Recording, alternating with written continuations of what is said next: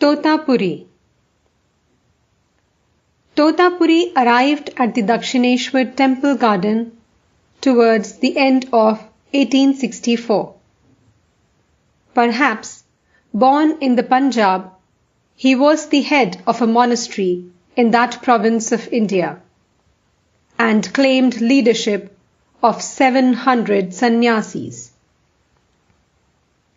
Trained from early youth in the disciplines of the Advaita Vedanta, he looked upon the world as an illusion. The gods and goddesses of the dualistic worship were to him mere fantasies of the deluded mind. Prayers, ceremonies, rites, and rituals had nothing to do with true religion, and about these he was utterly indifferent. Exercising self-exertion and unshakable willpower, he had liberated himself from attachment to the sense objects of the relative universe. For 40 years, he had practiced austere discipline on the bank of the sacred Narmada, and had finally realized his identity with the Absolute. Thenceforward, he roamed in the world as an unfettered soul, a lion free from the cage. Clad in a loincloth, he spent his days under the canopy of the sky, alike in storm and sunshine, feeding his body on the slender pittance of alms. He had been visiting the estuary of the Ganges. On his return journey along the bank of the sacred river, led by the inscrutable divine will, he stopped at Dakshineshwar. Totapuri, discovering at once that Sri Ramakrishna was prepared to be a student of Vedanta, asked to initiate him into its mysteries.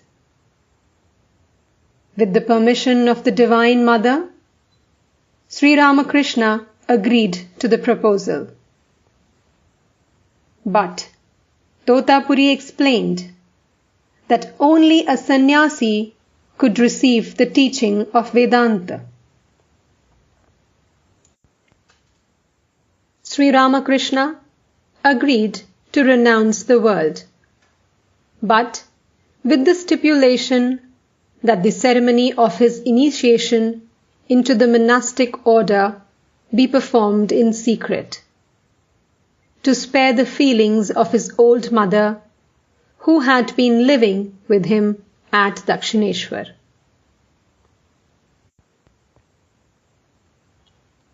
On the appointed day, in the small hours of the morning, a fire was lighted in the Panchavati. Totapuri and Sri Ramakrishna sat before it. The flame played on their faces. Ramakrishna was a small brown man with a short beard and beautiful eyes, long dark eyes, full of light, obliquely set and slightly veiled, never very wide open, but seeing half closed a great distance both outwardly and inwardly. His mouth was open over his white teeth in a bewitching smile, at once affectionate and mischievous. Of medium height, he was thin to emaciation and extremely delicate. His temperament was high-strung. for he was supersensitive to all the winds of joy and sorrow, both moral and physical. He was indeed a living reflection of all that happened before the mirror of his eyes, a two-sided mirror, turned both out and in. Facing him, the other rose like a rock. He was very tall and robust, a sturdy and tough oak. His constitution and mind were of iron. He was the strong leader of men. In the burning flame before him, Sri Ramakrishna performed the rituals of destroying his attachment to relatives, friends, body, mind, sense organs, ego, and the world. The leaping flame swallowed it all, making the initiate free and pure. The sacred thread and the tuft of hair were consigned to the fire, completing his severance from caste, sex, and society. Last of all, he burnt in that fire with all that is holy as his witness, his desire for enjoyment here and hereafter. He uttered the sacred mantras, giving assurance of safety and fearlessness to all beings, who were only manifestations of his own self. The rites completed, the disciple received from the Guru the loincloth and ochre robe, the emblems of his new life. The teacher and the disciple repaired to the meditation room nearby. Totapuri began to impart to Sri Ramakrishna the great truths of Vedanta. Brahman, he said, is the only reality, ever pure, ever illumined, ever free, beyond the limits of time, space, and causation. Though apparently divided by names and forms, through the inscrutable power of Maya, that enchantress who makes the impossible possible, Brahman is really one and undivided.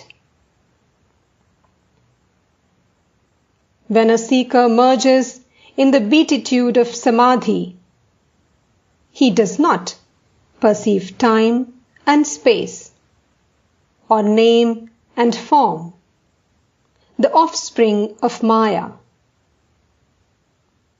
Whatever is within the domain of Maya is unreal. Give it up.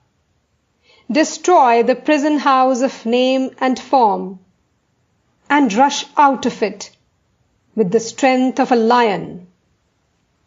Dive deep in search of the self and realize it through Samadhi. You will find the world of name and form vanishing into void, and the puny ego dissolving in the Brahman consciousness.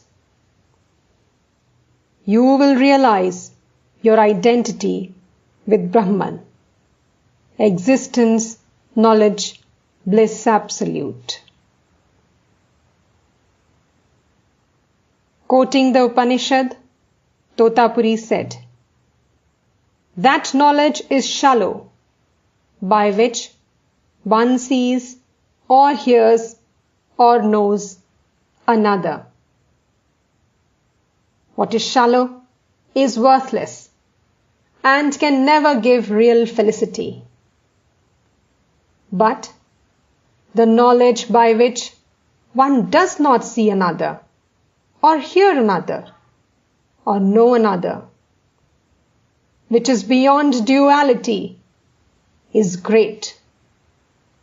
And through such knowledge, one attains the infinite bliss. How can the mind and senses grasp that which shines in the heart of all as the eternal subject?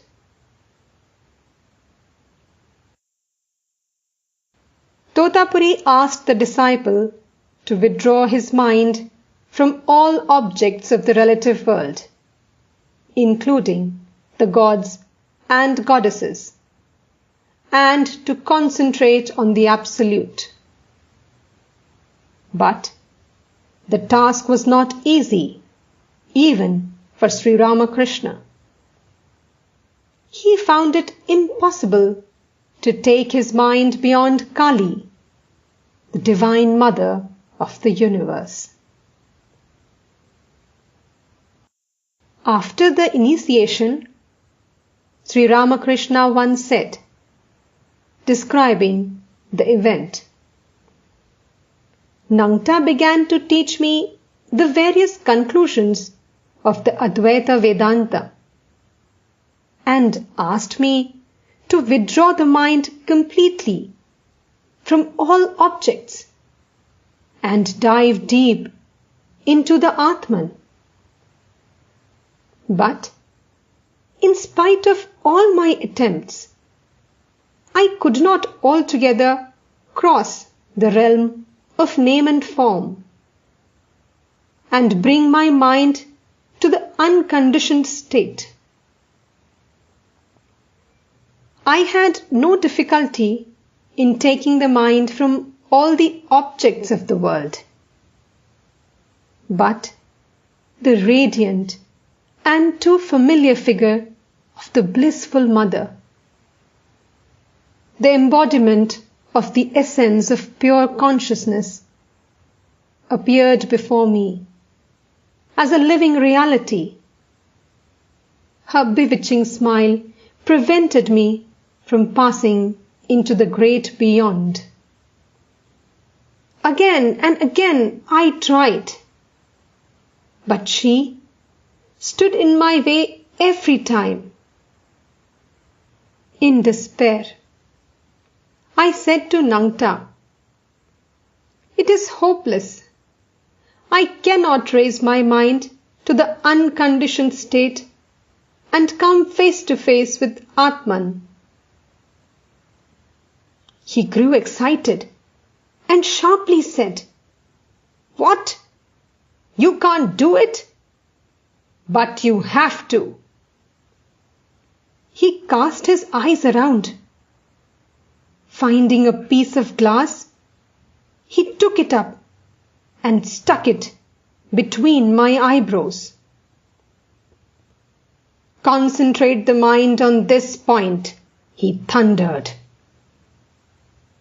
Then, with stern determination, I sat again to meditate.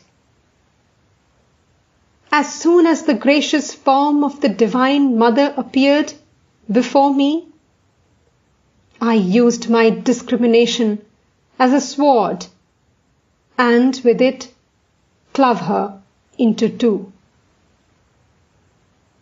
The last barrier fell. My spirit at once soared beyond the relative plane, and I lost myself in samadhi. Sri Ramakrishna remained completely absorbed in samadhi for 3 days. "Is it really true?" Totapuri cried out in astonishment. "Is it possible that he attained in a single day what it took me 40 years of strenuous practice to achieve? Great God! It is nothing short of a miracle. With the help of Totapuri, Sri Ramakrishna's mind finally came down to the relative plane. Totapuri, a monk of the most orthodox type, never stayed at a place more than 3 days. But he remained at Dakshineshwar 11 months. He too had something to learn. Totapuri had no idea of the struggles of ordinary men in the toils of passion and desire. Having maintained all through life the guilelessness of a child, he laughed at the idea of a man's being led astray by the senses. He was convinced that the world was Maya and had only to be denounced to vanish forever. A born non-dualist, he had no faith in the personal God. He did not believe in the terrible aspect of Kali, much less in her benign aspect. Music and the chanting of God's holy name were to him only so much nonsense. He ridiculed the spending of emotion on the worship of a personal God.